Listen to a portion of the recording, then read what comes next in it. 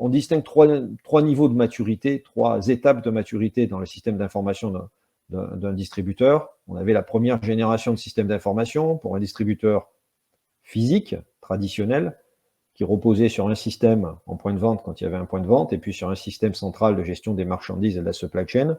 Le SI, de façon générale, était très orienté supply chain. Et d'ailleurs, la notion de client existait parfois même pas. Dans les distributeurs B2C traditionnels, l'objet client n'existe pas dans le modèle de données. On travaille des produits, on travaille des flux marchandises, le client n'existe pas. Il a commencé à exister le jour où les distributeurs B2C ont commencé à introduire des programmes de fidélité. On a eu une deuxième génération où on a commencé à introduire des capacités de vente en ligne, plus ou moins bien intégrées avec le reste du système d'information, et notamment un certain nombre de limitations qui en résultent.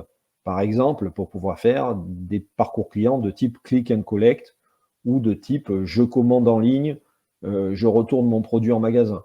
Ou alors, je suis en magasin, je voudrais commander un produit qui n'est pas immédiatement stocké. Ce n'est pas une opération qui est facile à effectuer. Donc, cette deuxième génération de systèmes d'information a permis aux distributeurs de commencer à introduire la vente en ligne, mais présente un certain nombre de limitations, notamment celles que j'ai évoquées, au niveau de l'intégration omnicanal, mais également parce qu'elle ne permet pas une exploitation avancée de la donnée, qui est pourtant fondamentale à la fois pour optimiser les parcours clients, pour mettre de l'intelligence dans les parcours clients, mais aussi pour mettre de l'intelligence dans la supply chain.